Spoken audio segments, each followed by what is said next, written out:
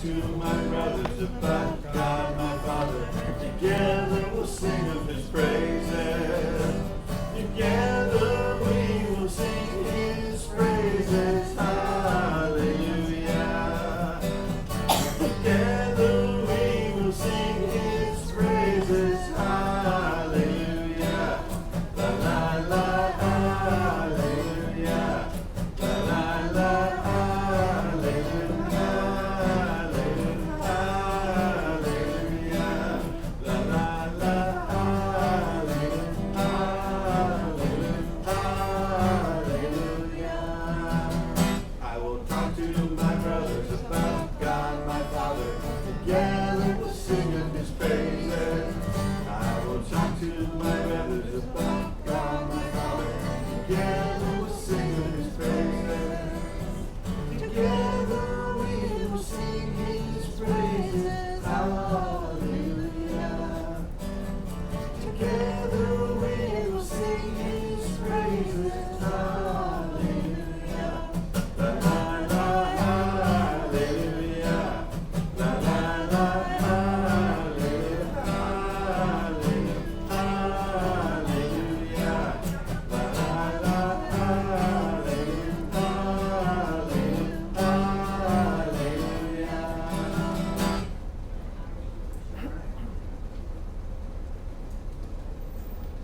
19, everybody. 19 days left.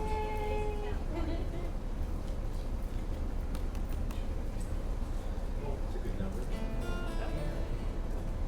Anything after 20 is good?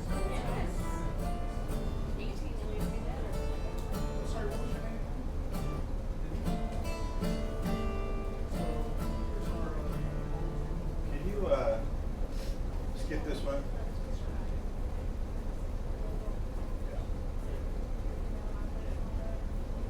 Yeah, let's go to Hina. Come on. Yom HaShoah, just to see. That was a live call right there.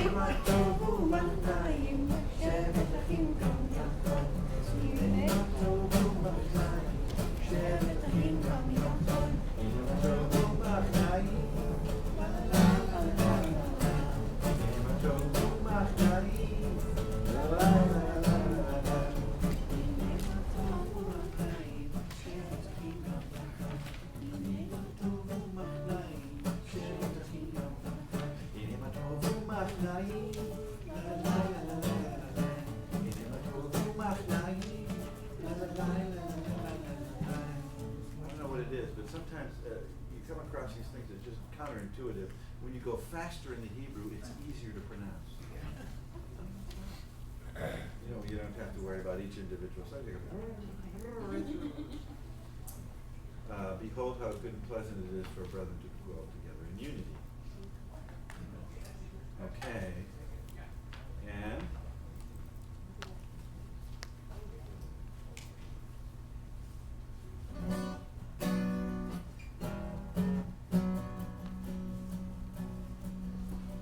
בימים ההם תיוושע יהודה וירושלים תזכור ביתה בימים ההם תיוושע יהודה וירושלים תזכור ביתה נצא שיקרא לך נצא שיקרא לך אדוני סיכנו אדוני סיכנו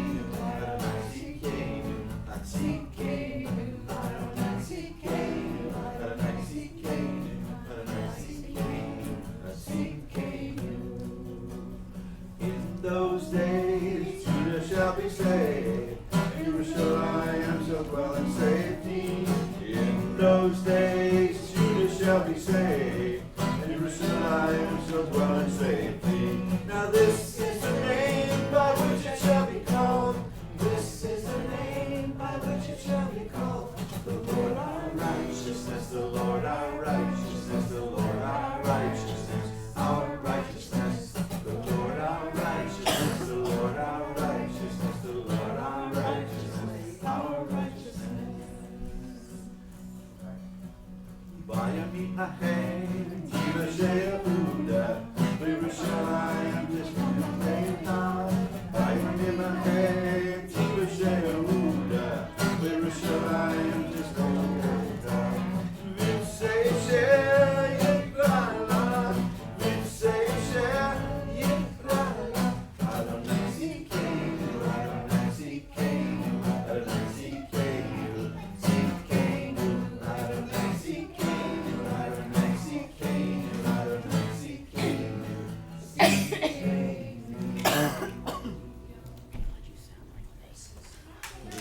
In those days Judah shall be saved, and Jerusalem shall dwell in safety. We count on that tonight as we celebrate Yom HaShoah.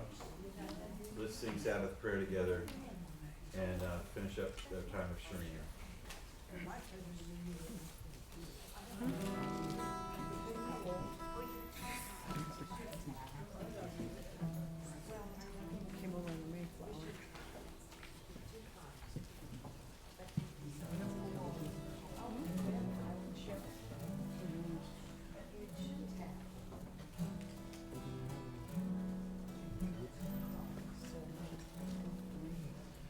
May the Lord protect and defend you. May He always shield you from shame. May you come to me in paradise a shining day.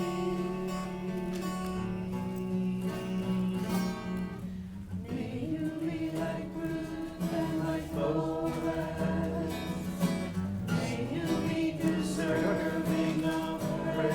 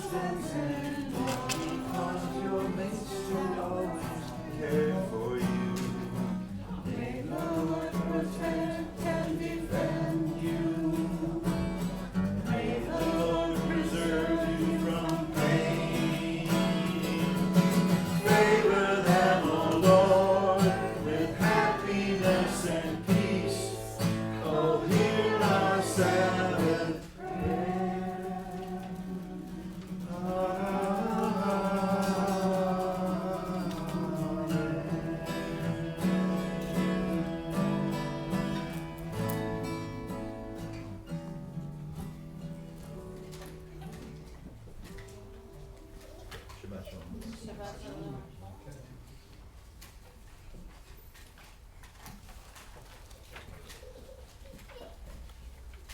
Okay.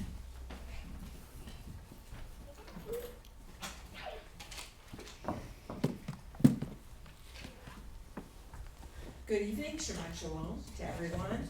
It's good to see you all tonight on an important evening.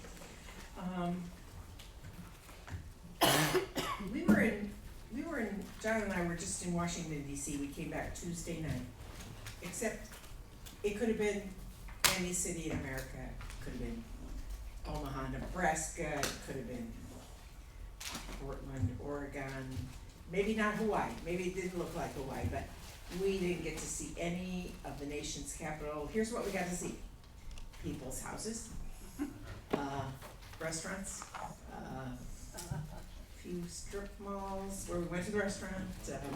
So yeah, and I mean on the train from the airport we chugged by Pentagon and we're going, oh, Pentagon must be somewhere around here. I mean, we chugged by all these places. So just in case you think we're off having a good time, no, we're not having a good time. And but it was good. There's actually a Messianic congregation who, how can I put this? They do all the liturgy. Like all of it. Like they don't skip any parts, but they meet on Saturday morning. So there you go. Like we're more traditional with our canting, and they're more traditional with doing all the liturgy. We have a great time. All right, welcome tonight. There's a few announcements. Now, in case those of you, I don't know about, we never follow up. So that one night when we were down to $53 in our checking account, that was put in abeyance. Doesn't mean it goes away. It just means for that evening the emergency was canceled. But it does mean we're pretty low. So when you're thinking of how much you enjoy the congregation and how much you enjoy your friends and how much you enjoy Shabbat, then also consider how much you would value it as far as money. And as our friend Dr. Strange used to say, we asked him, we said, we want you to come and speak to us. How much do you charge? And he said, you can't afford me, but you can pay me this much. So you can't afford to come here, so you can pay what you can pay. So I just always enjoyed him saying that you can't afford me. And the synagogue says that too. All right, and then we have announcements here. We have several special prayers and things tonight, not only because it's the counting of the Omer, but also because it's Yom HaShoah, which always comes on the heels right after the ending of the Feast of Unleavened Bread. So that is, it's almost jarring in how close it is to a time of celebration, but on the other hand, it's a good time to remember not just the good times in our history, but the times that were not so good. Anything else I need to tell you? Not that I can see.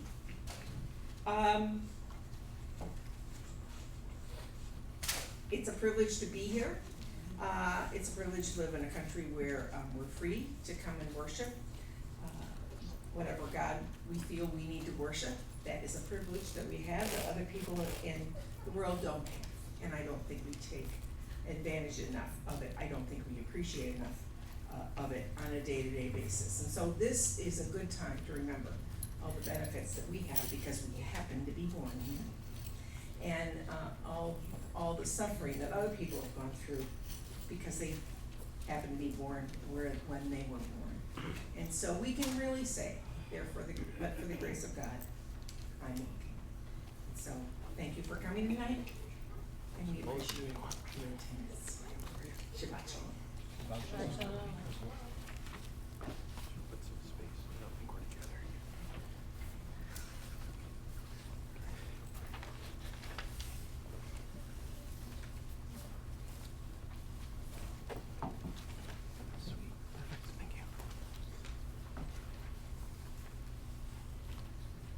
A number of years ago, when a artist and sculptor by the name of David Barlow was in Europe, he visited Dachau.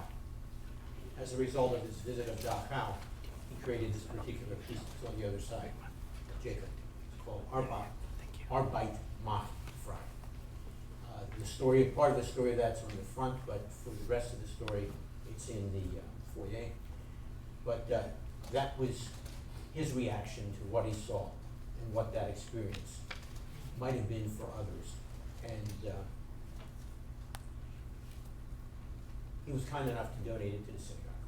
So if not now, nor when it's time to greet one another, but after the service, come up, take it in, and by all means, go into the foyer and get the rest of the story. It's very much in keeping with the sculpture and the story. It's very much in keeping with the commemoration that we're having tonight for the day that concluded yesterday, Yom HaShoah, Holocaust Remembrance Day. And in keeping with that, we've got some additional parts to the service, as Dr. Patrice pointed out. So if you will pull out one of those inserts, you will find the first of those editions. It's a reading from Jeremiah. And as with most of these readings, we will do this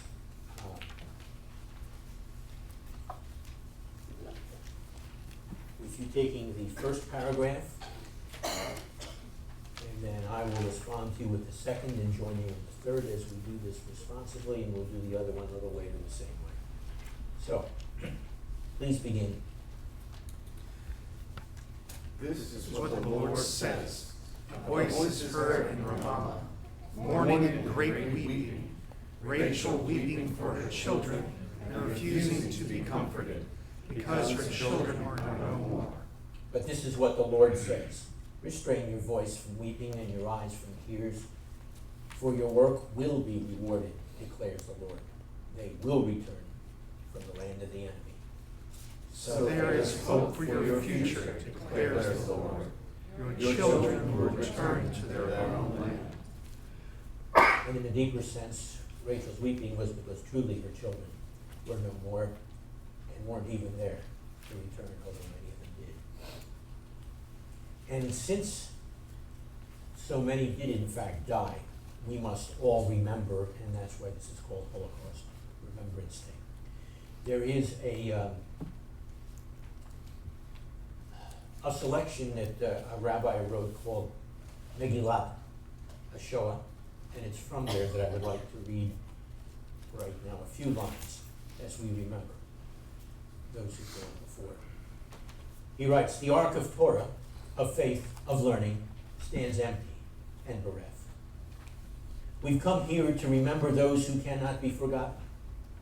We've come to speak of that which cannot be spoken, but must not be left unsaid. We've come to remind not others, but ourselves of what was done and what was not done. We've come to ask questions that cannot be answered, but cannot be left unasked. We know how to remember the dead we have known. We know how to commemorate the death of one person.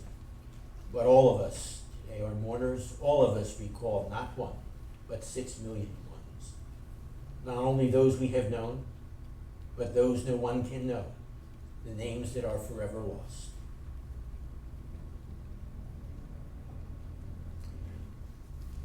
And the traditional way in which we remember is through the various forms of Kaddish. Tonight, Reader's Kaddish. And since, in one sense, those whom we've lost, pages 80 to 83 is where you'll find that. Since those we have lost are part of our family, each and every one of our families, we rise in remembrance. And this evening, we also rise in remembrance of one other person, a woman by the name of Lori Kay. She's the woman who shielded her rabbi in San Diego. He lived, but she died. And she too is part of the family we now remember as we respond with Kaddish. Pages 80 to 83.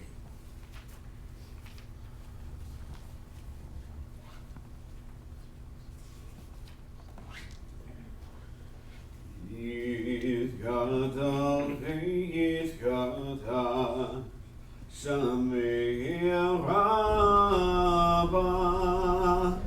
Amen. V'gam v'divra kirutei V'gam nichmachutei V'chayechon u'vyamechon ובחייתכם בית ישראל והגל בזמן חריב ואמרו אמן יהי שמי רבה מבורך לעולם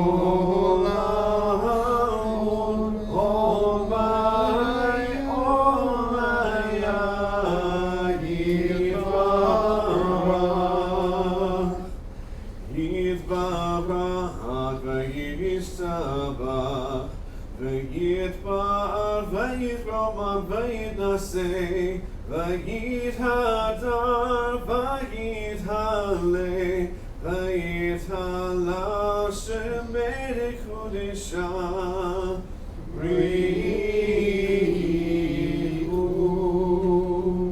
לעילה מן כל ברכתה ושירתה תושבחתה ונחמתה להמירן בעלמא ואמרו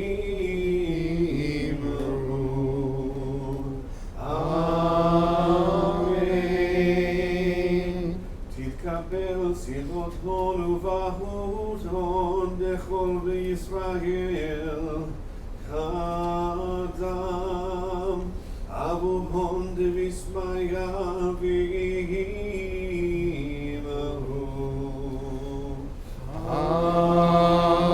Amen. Yahei Shlema Rabba Min Shemaya V'chaynu Aleinu Ve'al Chol Yisrael V'imru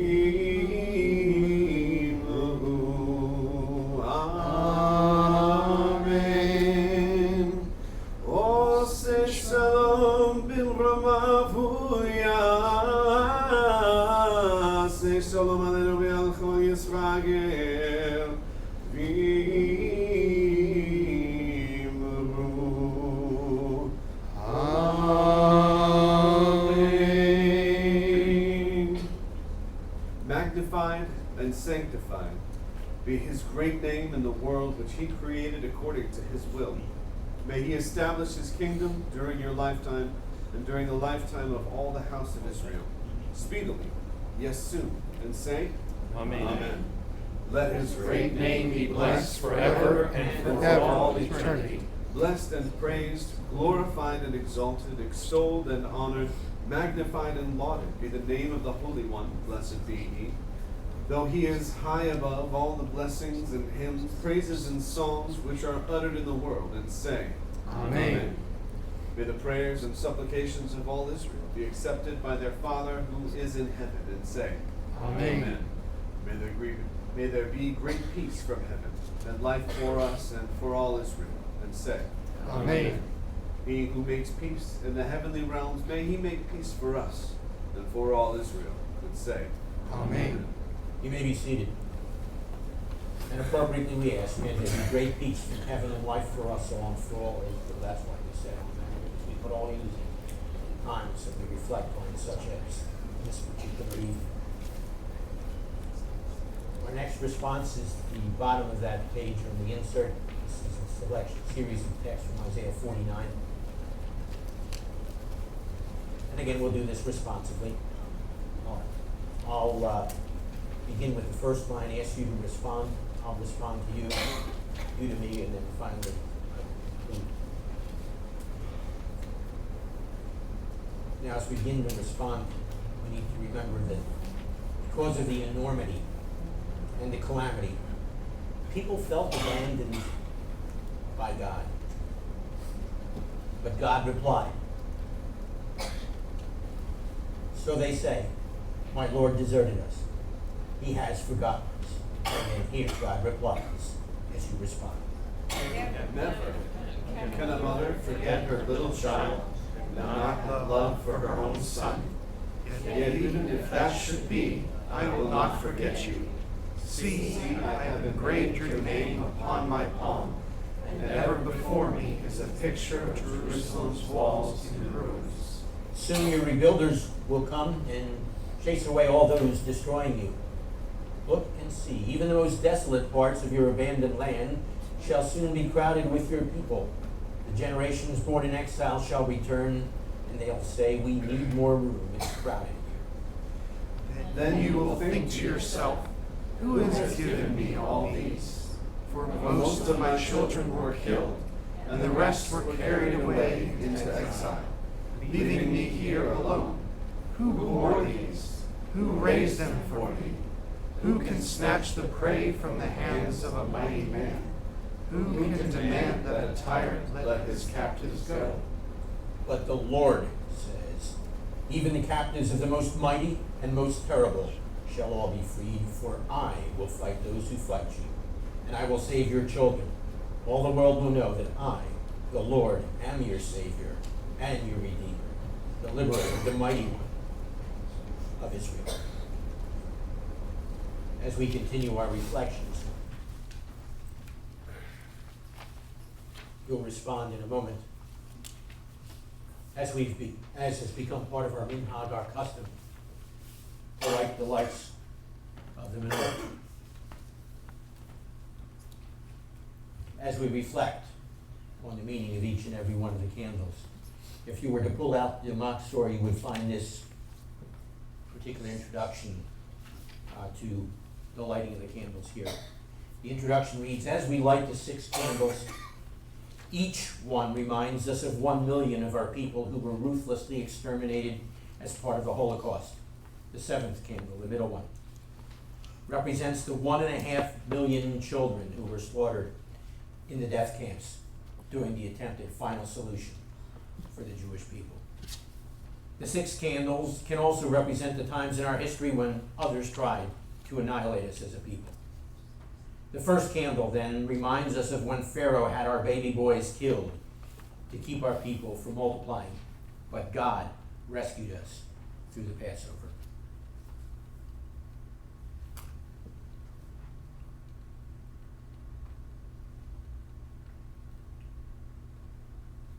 The second candle reminds us of when Haman attempted to kill all our people, but God rescued us at Purim.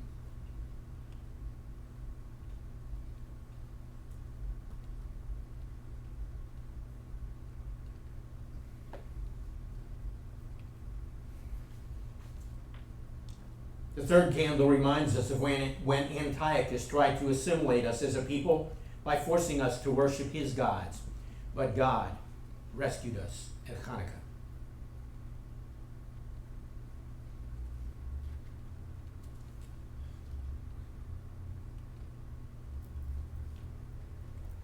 The fourth candle reminds us of the Crusades, when armies wiped out our towns and burned our people and our synagogue in Jerusalem.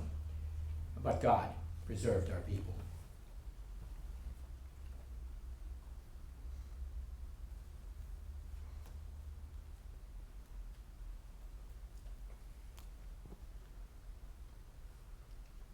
The fifth candle reminds us of the Inquisition, when others tried to convert us by the threat of death.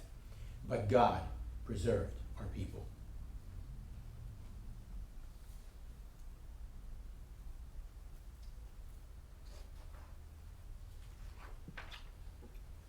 The sixth candle reminds us of the pogroms, when various rulers destroyed our villages and killed our people.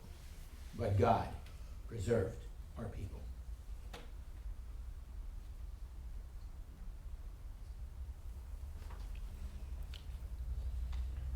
The burning candles remind us, the seventh candle remind us of our God and of his faithfulness. He's made a covenant with us, and he pledged to preserve us. And he has. He has brought us back to the land and given us back our nation, just as he promised.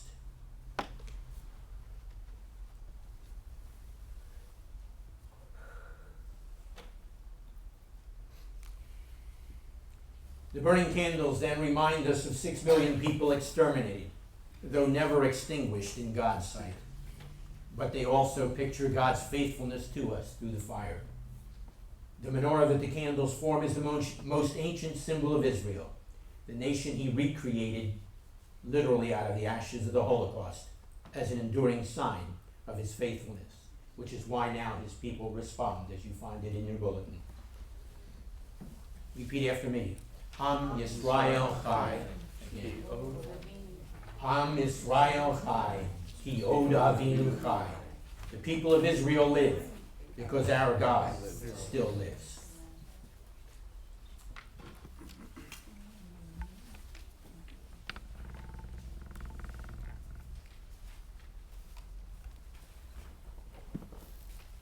Our media portion this evening is simply the summary section in Magen Avot, which is part of it, pages 60 to 63. So please rise yet again, facing Jerusalem, the direction of the ark, the city to which he's brought us back.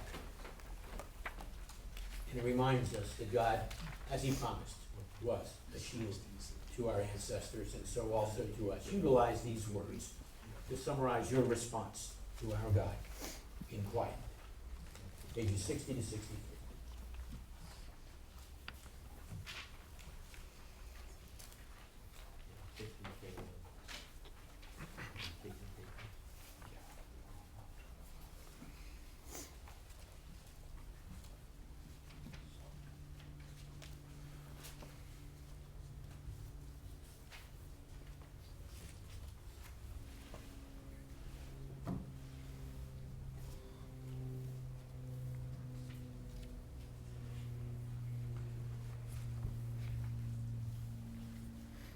Baruch atah Adonai Eloheinu, ve'Elohei Avotenu, Elohei Avraham, Elohei Yitzhak, ve'Elohei Yaakov, ha'el hagadol hagabor, v'hanora, el elyon, b'nei shemayim v'aretz.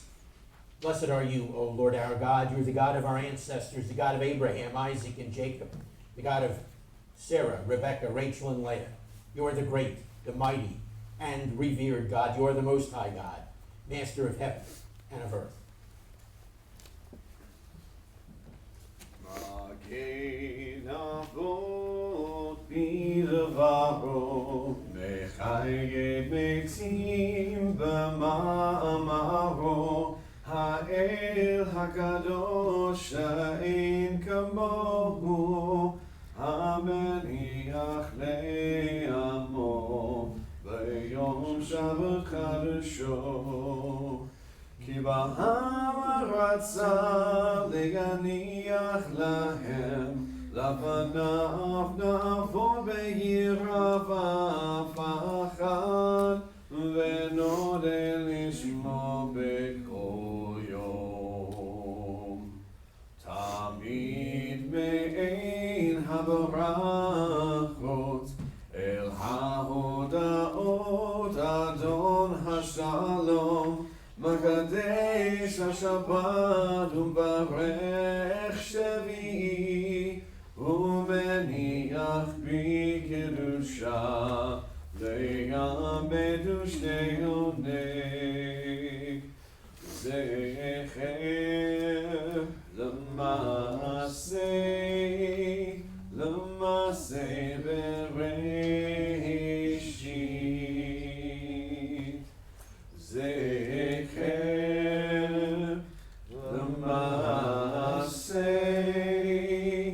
למעשה בראשית.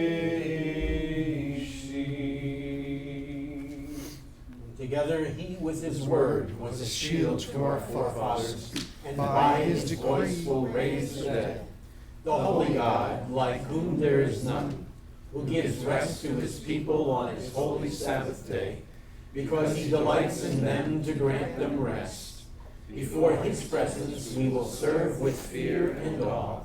Daily and constantly we will thank him with the appropriate praises.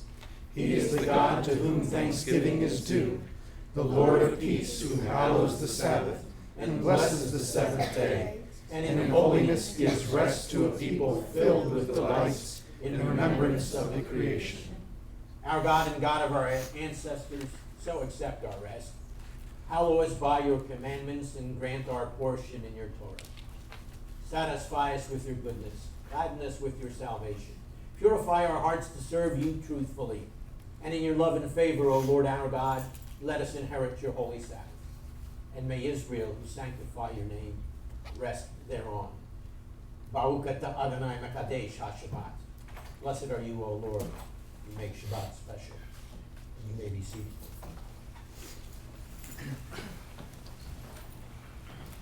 As we kindle the Shabbat lights this evening yet again, it not only brings on Shabbat, but it reminds us that Shabbat stands as the guarantee that God has entered into an eternal covenant or contract with us as his people. He is our God, we are his people. He watches over his people.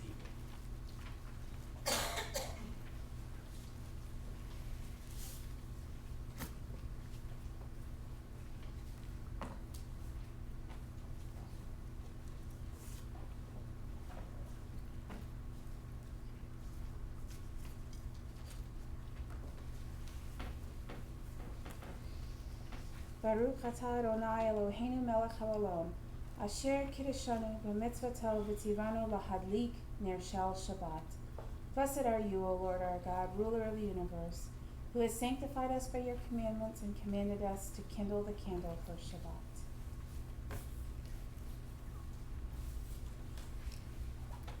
Baruch atah Adonai Eloheinu melech haolam, asher kiddushanu b'mitzvoto v'tzivanu lahiot or lagoyim, V'natan lanu Yeshua Mashiachenu ha'or la'olam. Blessed are you, O Lord our God, ruler of the universe, who sanctified us by your commandments and commanded us to be a light for the nations, and gave us Yeshua our Messiah, the light of the world. Shabbat Shalom. Shabbat Shalom. As we have officially welcomed in Shabbat, it now means we are one day closer to Shavuot. So we count down another day of the Omer, and you have that insert in your bulletin. Normally I would make you do the middle part of the insert, the part with the extra large Hebrew, written extra large so you can follow it. But I'm just going to require of you that you respond with the English that's in bold down below. Baruch atah Adonai Eloheinu melech haolam asher kidshanu b'mitzvotav v'tzivanu al sefirat ha'omer. You know, why don't you respond with me in English?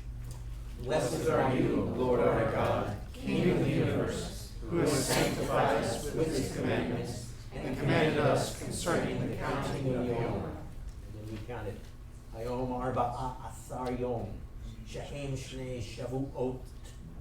Did you catch that? Shavuot. As in the holiday, we're counting down to Shavuot, La Omer, and then you respond. Today is 14 days, which is 2 weeks of the Omer. Rakamam hu yachazir lanu avadat beit hamikdash yamin komo imhera vayamenu amen selah, and you respond. May the merciful one restore to us the service of the holy temple to its place, speedily and in our days. Amen. Selah. In other words, so may it be, and we will reflect on this. And as we reflect on that, we look forward to the time when God, as we prayed, will restore to us the service of the holy temple to its place. It's the day, or it's the time of the Messianic age. And we anticipate that now as we respond on pages 40 and 41 with Elohim Asher, because there we see the picture of the one who is the Messiah as he awaits the return to establish the Messianic age, as he's sitting in the place of ultimate authority in the heavenly realms, a picture that was envisioned by the sages of old, even before the time the Messiah came the first time. So we respond as Jacob leads, pages 40 and 41.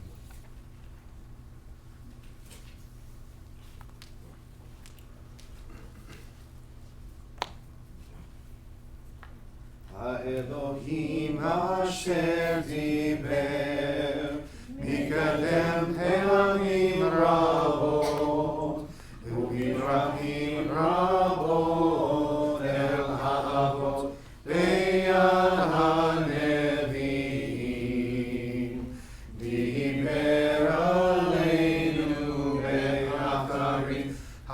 הימים האלה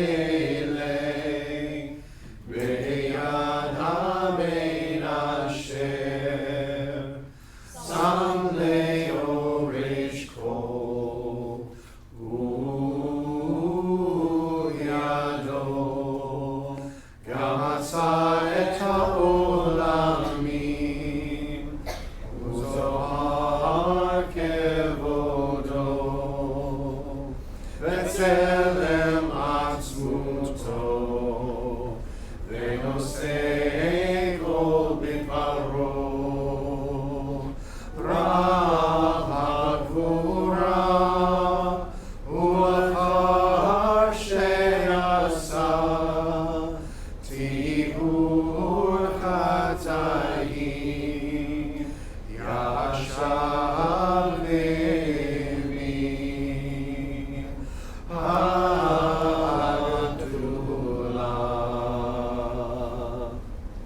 In the past, God spoke to our fathers through the prophets at many times in various ways. But now, in the end of days, he has spoken to us by the Messiah, his Son, whom he appointed the heir of all things and through whom he made the universe. The Son is the full radiance of God's glory and the flawless manifestation of its reality. He sustains all things by his powerful word. After he made atonement for sins, he sat down in the place of authority beside the majesty in heaven. True and firm, established and lasting, right and faithful, loved and treasured, desired and pleasant, feared and mighty, ordered and acceptable, good and beautiful is this word to us forever and ever. We turn to the next page, or pages 42 and 43.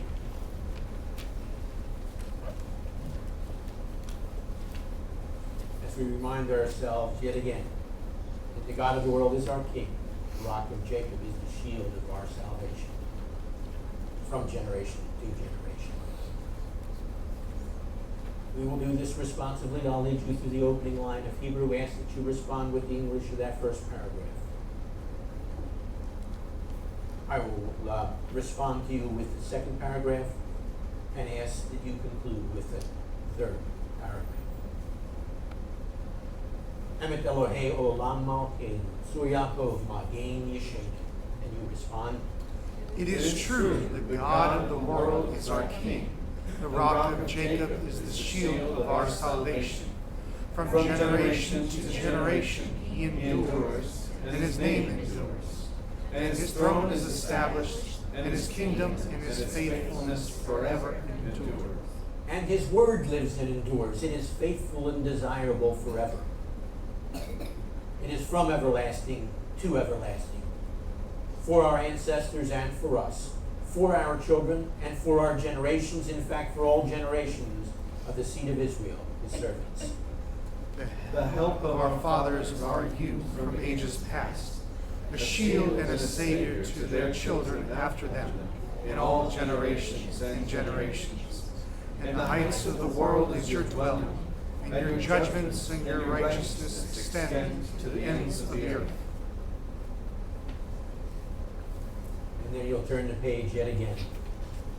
The God of the world is our King. He is the Rock of Jacob. He is, in fact, Sur Yisrael, the Rock of Israel.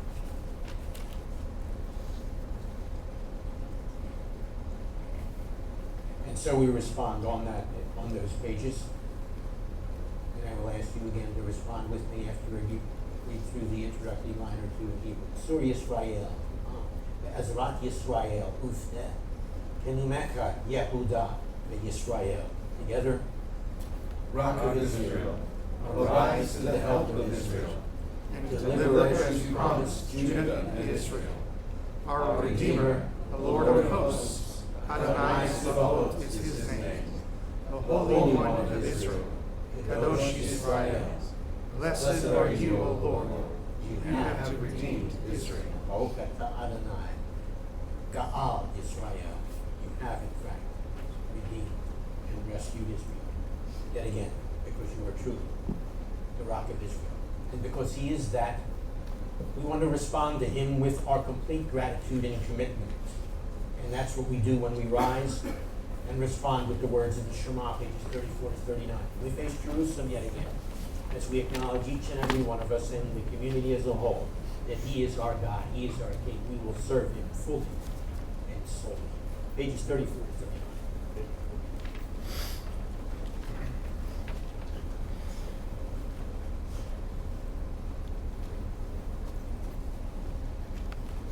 Shema Yisrael, Adonai Eloheinu, Adonai Echad. Baruch Shem, Kevod Malchuto, Leolam Vayed.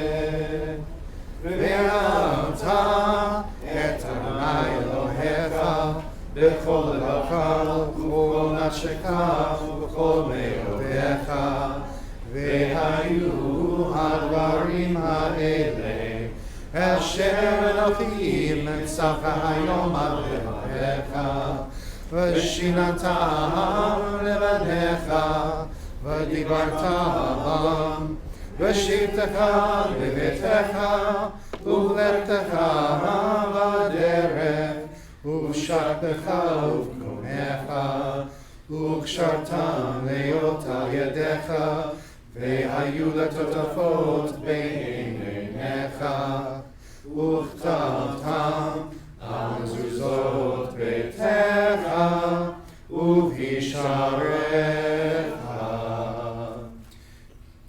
Hear, O Israel, the Lord is our God, the Lord alone. Blessed be he whose glorious kingdom is eternal. Love the Lord your God with all your heart, and with all your life, and with all your strength. These commandments that I give you today are to be on your hearts. Impress them on your children. Talk about them when you sit at home and when you walk along the road, when you lie down and when you get up. Tie them as reminders on your hands and bind them on your foreheads. Write them on the doorframes of your houses and on your gates. What we have affirmed for ourselves and for our community will ultimately be the reality throughout the entirety of the world. Vayehi ben Sora looks forward to that time on pages 88 and 89. It also pictures for us, as the Torah goes forth among us, what will take place then, when in fact, as the text says, for from Zion will go forth the Torah and the word of the Lord out of Judah.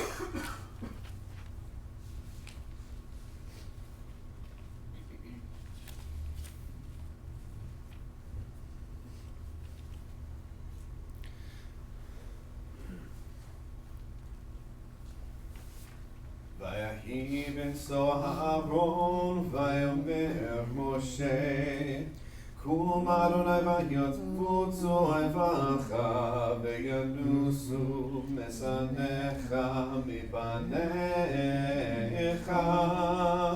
כי מציון תצא תורה, כי מציון תצא תורה, ודבר אדוני מירושלים. ברוך שנתן תורה תורה, ברוך שנתן תורה תורה, לעמו ישראל בקדושתו. And it came to pass, whenever the ark went forward, Moses would say, Arise, O Lord, and let your enemies be scattered. May those who hate you flee from before you. For from Zion shall go forth the Torah, and the word of the Lord out of Jerusalem. Blessed be He who in holiness gave the Torah to his people Israel. And having given to us the Torah, we, his grateful people, now respond with the response that's found on page 133.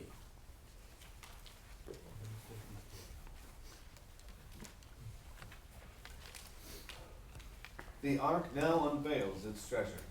To our eyes and minds and hearts, Inside the scroll of Torah stands It stands there with all its richness and wisdom. As we listen, voices speak, voices of our ancestors.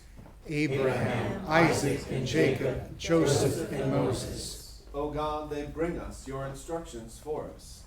Sarah, Rebecca, Rachel, and Leah, and Miriam speak to us as well. O God, they move us to respond to your promises to us. we We are grateful for your words, the words of Torah. Hear, O Israel, the Lord calls.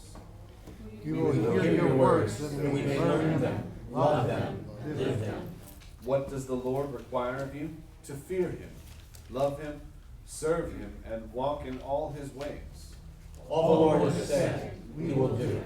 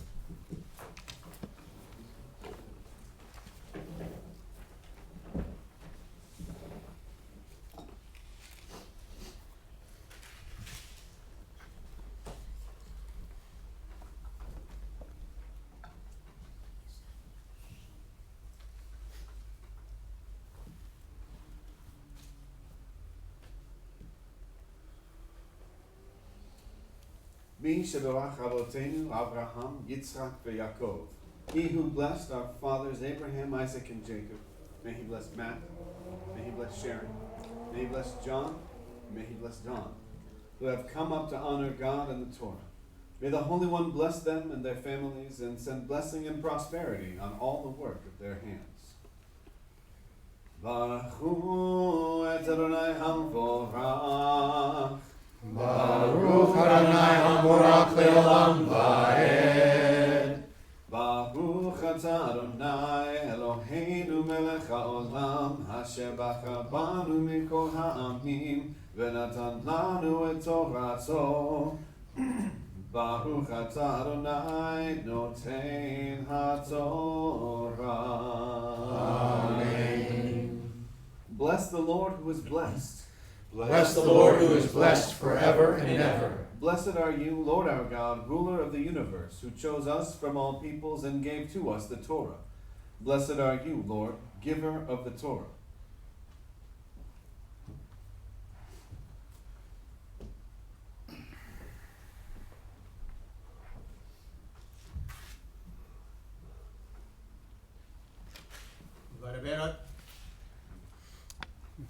Vadaber Adonai el Moshe, Acharei Mot shnei b'nei Aharon, bekarvatam lifnei Adonai, vayamutu, vayomer Adonai el Moshe, deber el Aharon achicha. You may be seated.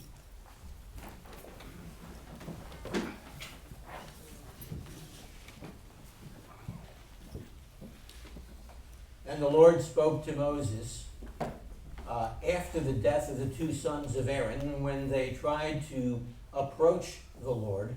And if you remember the context, how should I put it? In their own way rather than the way in which God directed, and so they died. And the Lord said to Moses, "Speak to Aaron, your brother," and then gives him some instructions that are built partially on what went on there, but also this becomes the most important set of instructions for how we are to conduct, or how they were to conduct Yom Kippur, the Day of Atonement. Interesting parallels or connections. I don't have the time for that this evening, but I only point out that it's interesting that this text comes at this particular season of the year. when others were reminded of lost family members. And when they were reminded of lost family members, it was always important that they too hear from the Lord, as Aaron was about to hear yet again at this stage.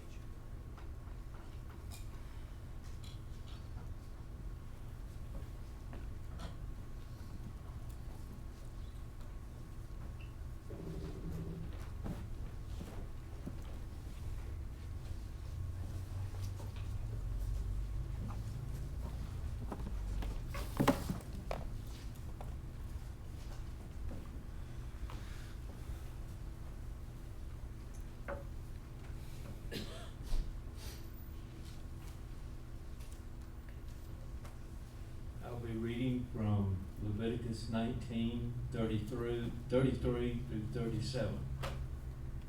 If a foreigner stays with you in your land, do not do him any wrong. Rather treat the foreigner staying with you like the native born among you. You are to love him as yourself, for you were foreigners in the land of Egypt. I am Adonai your God. Don't be dishonest when measuring length, weight, or capacity. Rather use an honest balance scale, honest weights, and an honest bushel dry measure, and an honest gallon liquid measure. I am Adonai your God, who brought you out of the land of Egypt. Observe all my regulations and rulings, and do them. I am Adonai.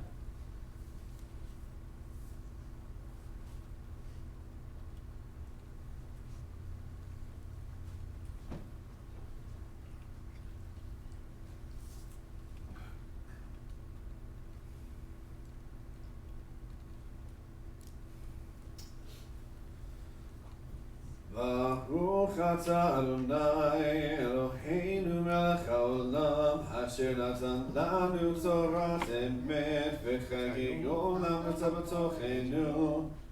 Baruch atah Adonai noten haTorah. Amen. Blessed are you, Lord our God, ruler of the universe, who gave us the Torah of truth and life everlasting planted in our midst. Blessed are you, Lord, giver of the Torah.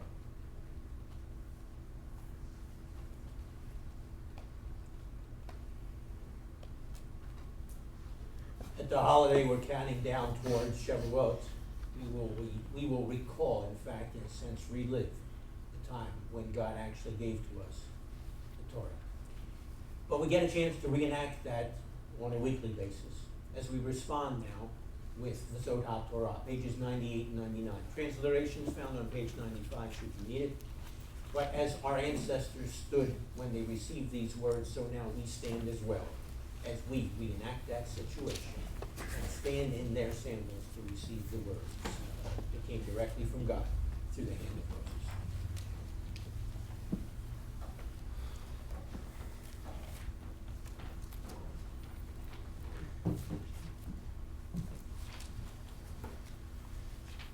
Zod HaTorah Asher Sam Moshe Lifnei Bnei Yisrael Al Pi Adonai Beyad Moshe. This is the Torah which Moses placed before the children of Israel. It is in accord with the Lord's command by the hand of Moses. You may be seated.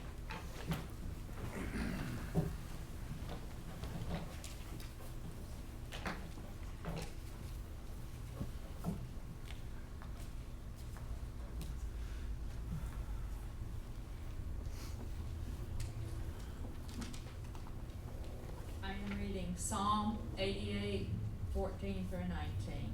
But I cry out to you, Adonai. My prayer comes before you in the morning. So why, Adonai, do you reject me? So why do you hide your face from me?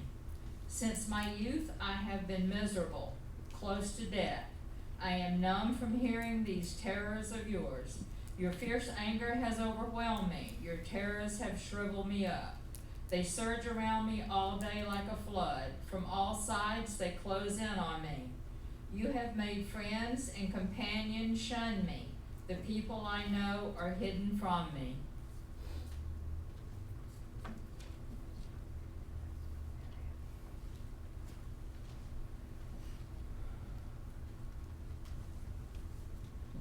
Etz Chaim, Tree of Life, pages 96 and 97 reminds us how God's words reflect our emotions and our responses, but should impact them as well.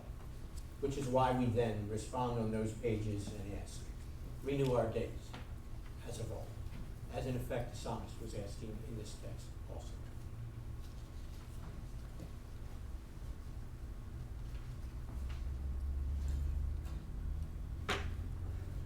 Etz Chaim hi le'alma chazikim ba v'tokei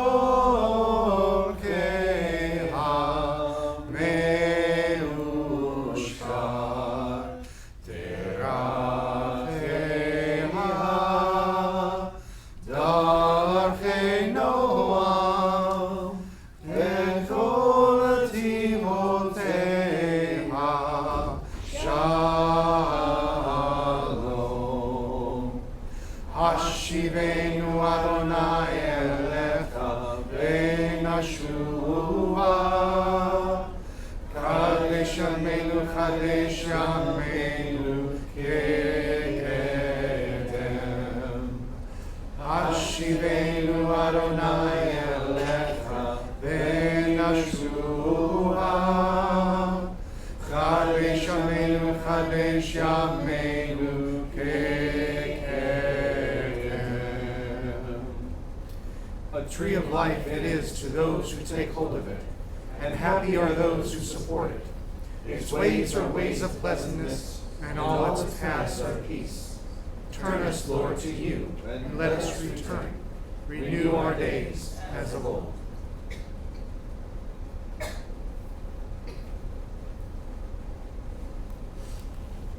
And now we have the privilege of standing once again in his presence, this time, not just as the people who received the words that come from God, but as his priests. And as he has clothed us with his righteousness, so we respond with our gratitude. Pages 98 and 99, Ufnu Ko Yomar is that response.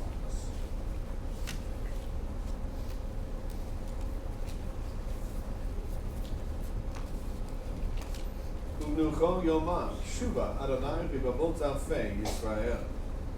When the ark rested, Moses was saying, return, O Lord, to the myriads of Israel's families. Arise, O Lord, to your resting place, you and your mighty ark. Clothe your priests with righteousness. May those who have experienced your faithful love shout for joy. For the sake of your servant David, don't delay the return of your Messiah. Ba'avor David Abdecha Teshev Pnei Mishikecha. Ki lekach tov natati lachem, Torati al ta'azohu. I give you good instruction. Do not forsake my Torah.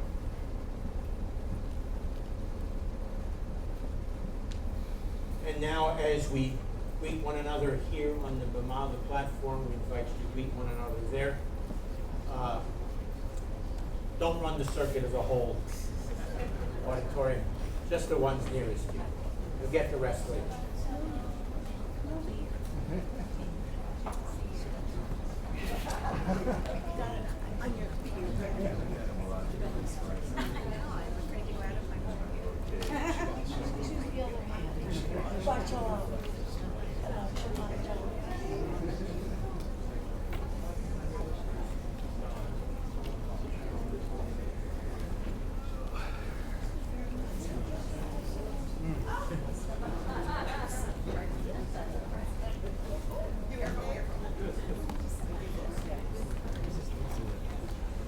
Sorry for it.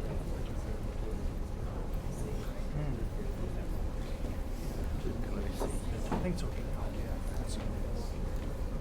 think it's good.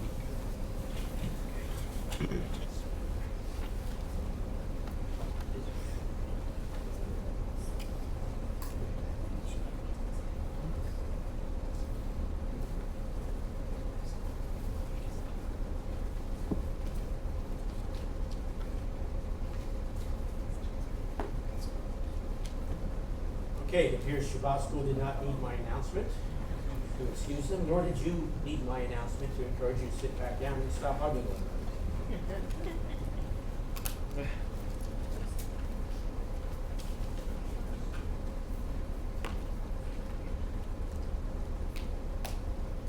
Over 3,000 people died as a result of the hurricane in Puerto Rico a year ago.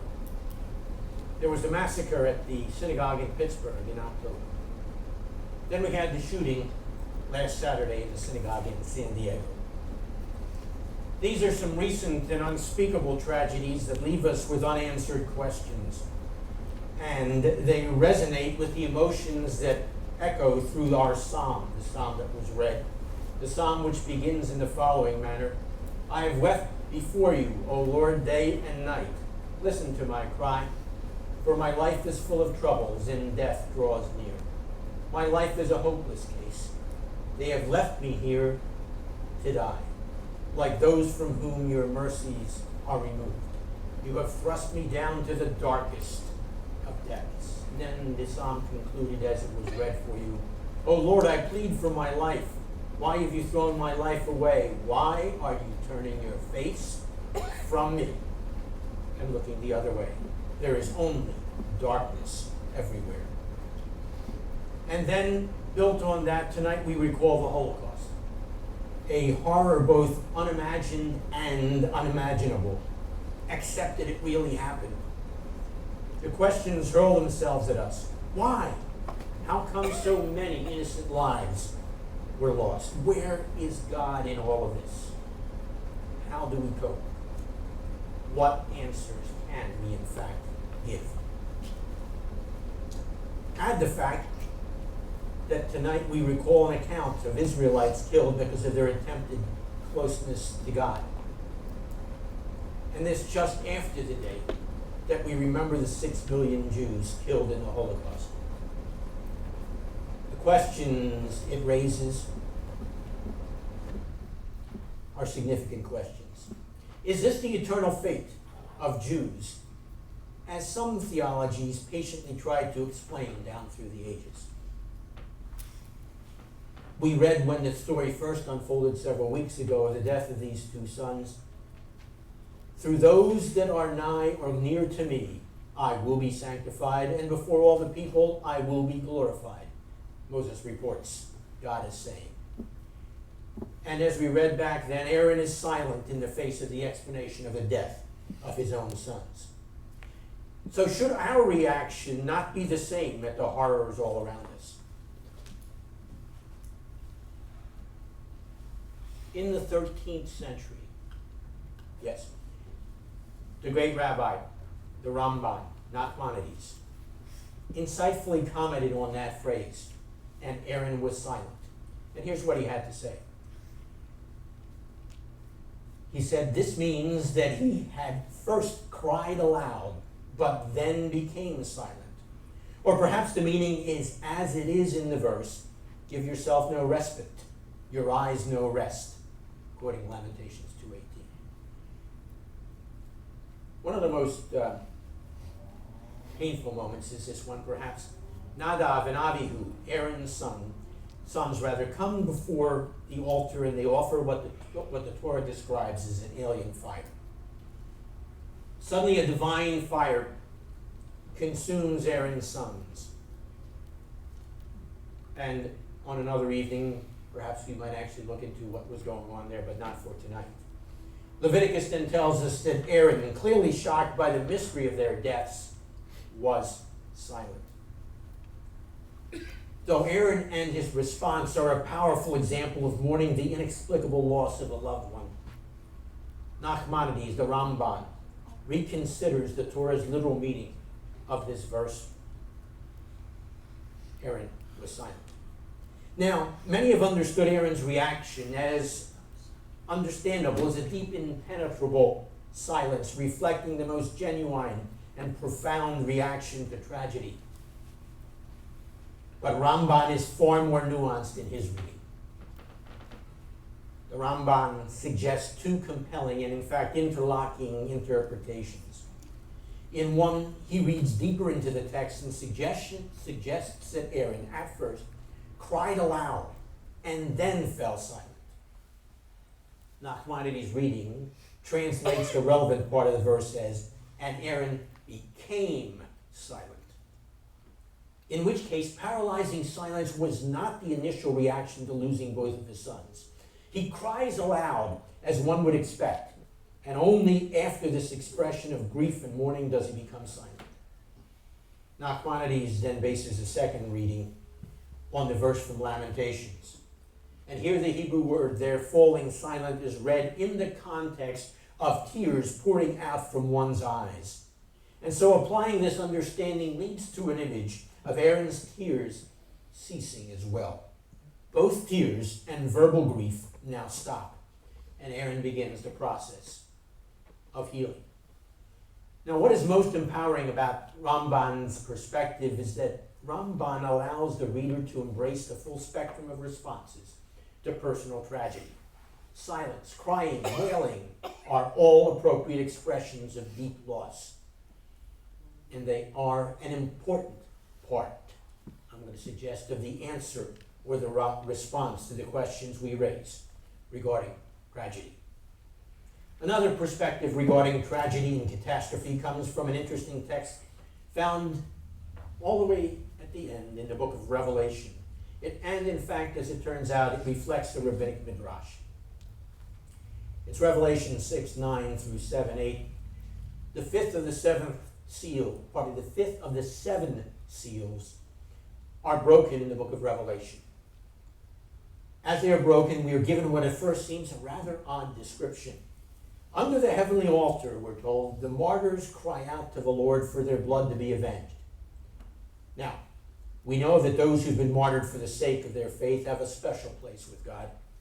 But what does this particular image mean to us? Well, similar descriptions of the heavenly altar and throne are found within the ancient rabbinic texts. And so a midrash reads, and I quote, "The Holy One, blessed be he, took the soul of Moses and stored it under the throne of glory." Not only the soul of Moses is stored under the throne of glory, but the souls of the righteous are stored there as well, end quote. Further, the Talmud states that a very important rabbi, Rabbi Abba Arika, if you don't know who Abba Arika was, one of our adjunct faculties at the seminary and yeshiva, where you should be taking classes, wrote a book. Who is Abba Arika? Father something. And in there you'll find the answer. Anyhow, Rabbi Arika taught that the archangel, Michael, offers a sacrifice on the heavenly altar in the heavenly temple, as is mentioned in the Talmud. The later rabbinic commentators specifically comment that this sacrifice that's being referenced here consists of the souls of the righteous. At which point we should be saying, no, so? Well, these two texts imply that God does respond to the cries of his people. We should already know that because we just celebrated Passover. Actually, if we did it right, we reenacted Passover. And the Passover story begins how? With God telling Moses that I have heard the cries of my people. I have heard the groans that are coming out of their mouths. Another example of this is found in the celebration we had even earlier, the one that's found in the book of Esther. Following Haman's decree to kill all the Jewish people, Esther 4 says there was great mourning among the Jews, with fasting, weeping, and wailing. And in the Purim story, what happens? God responded to the cries of his people by sending Mordecai and Esther to intervene and to save the Jewish people. As the cries of the martyrs reach the throne of heaven, so do the cries of the Jewish people throughout history. In every generation, it seems there was a Pharaoh, a Haman, a Hitler, who has attempted to destroy God's covenant people. However, the cries of God's people continue to reach the heavenly throne, joining together with the cries of the martyrs, waiting to be avenged. And as Revelation goes on to describe the final victory at the end of the age, so too judgment will be enacted on behalf of God's people. And we will all be finally restored and rescued at the return of the Messiah himself. That's another perspective. But there's still another perspective or response to our nagging questions, and it too relates to Purim. But first, something that's important to understand. The fact that natural or man-made disasters that happen on a regular basis, this is not a reflection on God's character at all. And the fact that people hate and murder others is merely a reflection of their own evil and selfishness. All these terrible occurrences grieve God, but they do not originate with him. Let me repeat that, because too often we miss it and blame him. All these terrible occurrences grieve God, but they do not originate with him. And yet, on the other hand, they do raise the issue of what is often called by the rabbis of old the hidden face of God, which our psalm also reflects, and hence the tension exists. Although it may seem like it from time to time, in actuality, his face has never really been hidden from our people. Because if it had, we Jews would have long ago ceased from being a people. We would have been utterly destroyed at the hands of our many enemies. As we were reminded as we went through the Haggadah as we celebrated Passover. You remember. In every generation, some have arisen against us to annihilate us. But the most holy, blessed be he, always delivered us out of their hands. In other words, this total destruction that was intended has not happened. Because as we've emphasized throughout our service, the Lord, Adonai, must still be our shield, even though his presence is sometimes not visibly evident. And of course, then, the classic illustration of his hidden protection is, in fact, the miracle of Purim. Even though no specific supernatural miracle is related throughout the book of Esther, and the name of Adonai, the Lord, is not even mentioned once in the entire drama, yet there is this series of coincidences, well, actually they're convergences, that took place, that could have only taken place because they were divinely engineered and networked. And please remember that the name of the hero in the story is Esther, and that too is revealing. Here the Talmud remarks, from where does the Torah bring the name of Esther? From the verse, but I, God, will surely conceal my face. Hebrew, Haster Astir Panai. And you can hear the name in there. The name Esther is interpreted then as an extension of the phrase for a concealed God, but in the proper understanding of this, a concealed God, but nevertheless an involved and acting behind the scenes God. He is still there. Shouldn't surprise us. Remember, the Passover story began at the burning bush, so to speak. And what did God say? He said, here's how you will come to know me. I am the God who will go with you wherever you go. That's how the story began, and the story ended on the shores of the Jordan just before we entered into the land that God had promised. And God said, I will never leave you, nor abandon you. Deuteronomy 31. Oh, by the way, our texts and our traditions remind us of a possible consequence of God's actual presence among us. You see, our people have known for centuries that those who seek to live in the presence of the Lord are often killed as a result of that very commitment. The theologian of the last generation, Emil Fackenheim, once wrote that Jews who raise Jewish children should be aware that this is a real possibility. And in a sense, that too is part of the story of Or Chadash, because one of our founding families left the community of Or Chadash because their Jewish neighbors reminded them, are you sure you want to stand up and be counted as Jews? Take a look at our history. And unfortunately, it wasn't long thereafter when they were no longer part of us. But it's a serious and sober evaluation or assessment that needs to be made and that we need to be fully aware of. In fact, Fackenheim, whom I mentioned, notes that about every 3 generations, on average, Jews have been subject to intense persecution. And interestingly, as I suggested, this particular parsha and the earlier one that falls near the day devoted to the remembrance of the Holocaust provides us then with ample room to reflect on our own experiences of God's presence, as well as our seeming experiences, no less tangible, perhaps more frequent, of what appears to be God's absence. We bear with the latter thanks to the grace of the former. And the rules and routine of what is called sacred order, we usually call that holiness. The rules and routines of sacred order make possible a life that ultimately is good enough, meaningful enough, beautiful enough, profound enough, heavy enough with meaning. That's all one word, heavy enough with meaning. To then contain, in a sense, the terrors of life, of this life, and of the unknown that follows.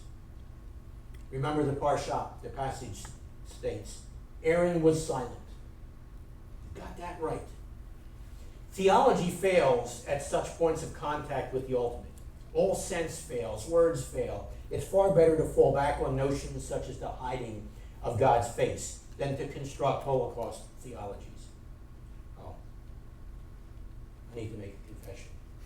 I too was one of those who constructed Holocaust theology. And it was even printed as an article. Oh, and by the way, I do stand by it, despite what I'm saying now. I'll be back to it. Because what I said is it's far better to understand the notions of the hiding of God's face than to construct Holocaust theologies. Theologies that purport to explain why God allowed or could not stop the horrors. The Holocaust is an obstacle to faith, one that believers must get past if they are to sustain belief in a God of history. And it's one that all thinking Jews must get past in order to retain identification with their people. And to help us understand that, Fackenheim has this powerful notion of a 614th commandment, not to grant Hitler posthumous victories by abandoning Jewishness or Judaism.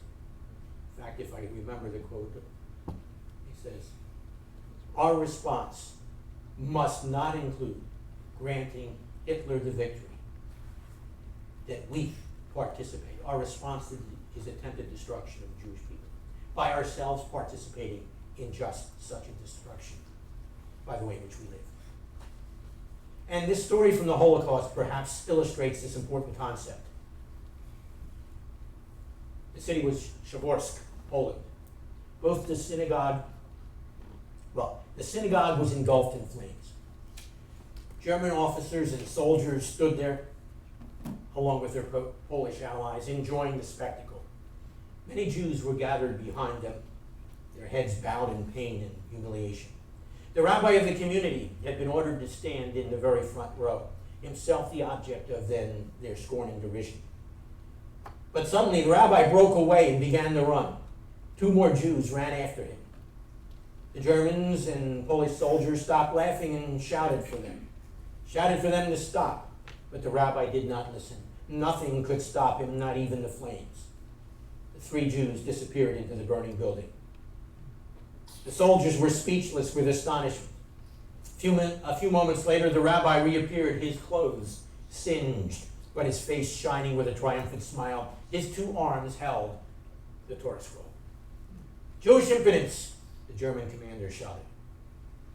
The soldiers pointed their rifles at the burning synagogue so that the 2 men who assisted the rabbi would not be able to come out. The soldiers then attacked the rabbi with the butts of their rifles, but the rabbi held on to the Torah as if he and the scroll were one and inseparable, as in fact they were. And that illustrates the response. We dare not grant Hitler posthumous victories by participating in the destruction of the Jewish people. Events like the death of 6 million Jews, or even one innocent child of any nation or faith, threaten to block our path to a life of Torah. You see, one does not merely reason one's way past such things. One lives on in spite of them, with the help of a sacred order like the one that Leviticus sets forth. Yet another part of the significance of this very favorite book of Genesis.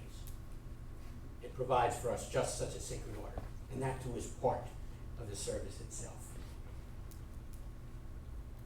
With the help of a sacred order like the one Leviticus sets forth, we're able to live on in spite of these things, as well as with the help of a community that sustains us along with that sacred order. And incomprehensibly, but amazingly, with the help of our ever-present, even if not always evident, God. And so, often we find ourselves here in the middle of life. All is going well. We're doing things right. Our days follow one another without interruption, and then tragedy strikes in a split second, and the world around us totters. We're thrown off balance. Yet the order of things strangely continues as if nothing had happened, almost as an insult to our pain, but one that soon becomes a comfort. Even the unthinkable can be survived, it turns out. Sacred order returns and saves us. And so we punctuate our weeks with Sabbaths and our years with holy days. We cry out to God at the senseless suffering of others. We come near to God and to each other, bearing, as it were, the prescribed offerings of heartfelt thanksgiving that we could read about in Leviticus. We study the Torah and we try to live by its instructions, by God's guidelines. We avoid speaking of that which mandates silence. Gratefully, carefully, at times even joyfully, we can and must go on. And we pay careful attention, or we certainly should pay careful attention, to the end of our Parsha this night, this weekend, in how we interact with others, in how we treat everyone fairly, and how we treat those who are oppressed and not as well off. Reread the text that was read to you. The center of that text, by the way, occurs in 15 verses earlier, where it says, love your neighbor as yourself. And then he tells us how that's to be expressed in his texts. Love your neighbor as yourself. But I'm going to suggest not quite like Edna did. You see, Red and Edna were both patients in a mental hospital. One day while they were walking past a hospital swimming pool, Red just suddenly jumped into the deep end. Unable to swim, he sank to the bottom of the pool and he stayed there. Edna promptly jumped in to save him. She quickly swam to the bottom and she pulled him out. When the director of the facility became aware of Edna's heroic act, she immediately ordered Edna to be discharged from the hospital, as she now considered Edna to be mentally stable. When she went to tell Edna the news, she said, Edna, I've got some good news and I've got some bad news. The good news is you're being discharged since you were able to rationally respond to a crisis by jumping in and saving the life of the person you love. And so I have concluded that your act displays a sound mind. But the bad news is this. Red hung himself in the bathroom with his bathrobe belt right after you saved him. I'm so sorry, but he's dead. Edna replied, he didn't hang himself. I put him in there to dry. So how soon can I go home? On the other hand, there is another story from the Holocaust that does show us how our actions and efforts can make a real difference. It's a story told by the author of Who is Abba Arik? We get back to Rabbi Dr. David Friedman. He tells this story in this way. A number of years ago, he says, in Poland, I met a Polish man named Jegos Kish. He was 92 years old, and he was on his deathbed. He asked me to come and to visit him at his nursing facility. Through an interpreter, he whispered for half an hour, telling us his story of how he hid numerous local Jewish families in his barn, hiding them from the Nazis, risking the life of everyone in his family. He also told me that he hid his Jewish neighbors because his priest had told him when he was a boy that God loved the Jewish people always. His very last words to me were, I will do it all over again. I will do it all over again. That's the kind of response. So we need to reach out to others. I'm going to suggest to find God and to find ourselves. It's as the anonymous poet wrote. And with this I conclude. He said, I looked for myself and could not find me.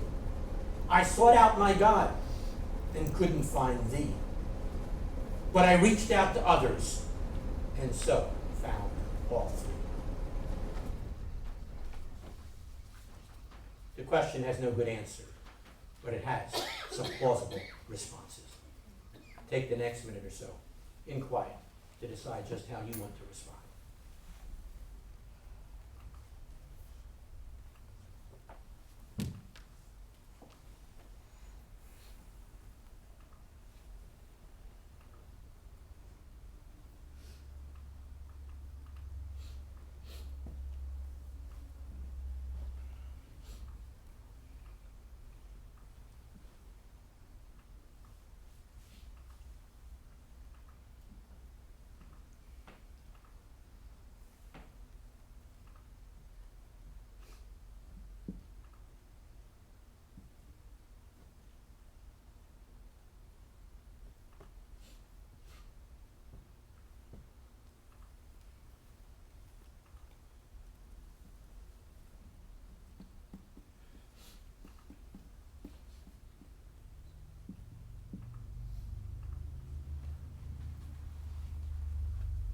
You know, God too has his response. It's hinted at by the text in Revelation. And it's spelled out for us in the Amidah, pages 102 to 107. There's coming a time when all false gods will be put to an end, and the world will be perfected under the rule of the Lord Almighty. We stand in anticipation and in response for those days, and with a commitment to help bring about those days, because it's our calling and our task. Pages 102 to 107.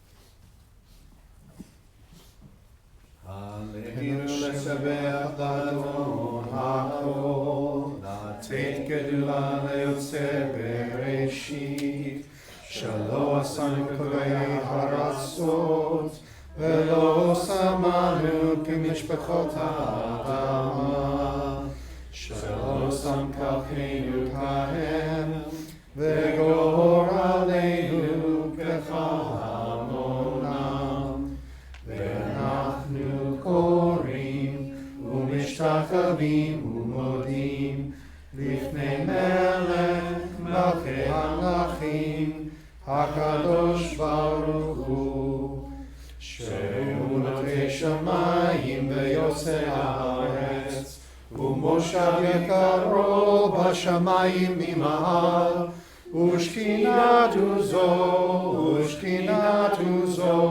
וגבי מרומים, הוא אלוהינו אין עוד, אמת מלכנו אפס זולתו, ככתוב בתורתו, וידעת היום והשאותה אל לבביך, כי אדוני הוא האלוהים בשמיים ממעל ועל הארץ מתחת אין עוד.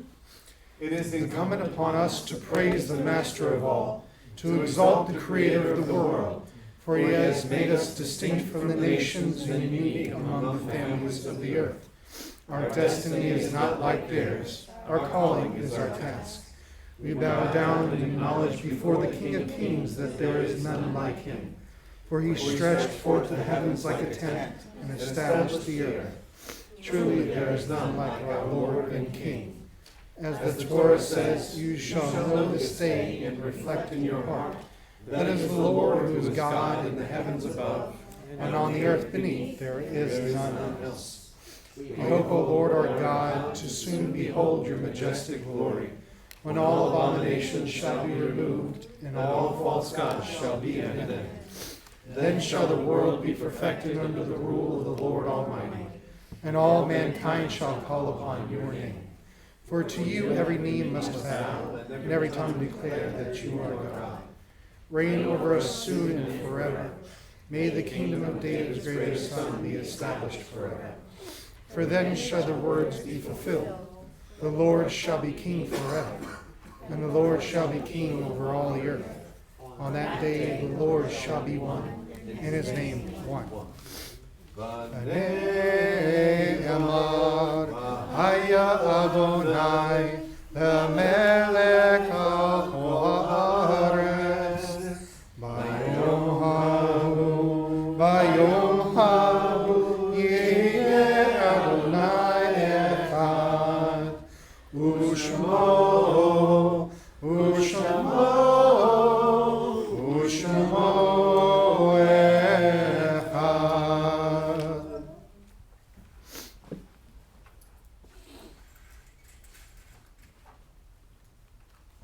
You may be seated.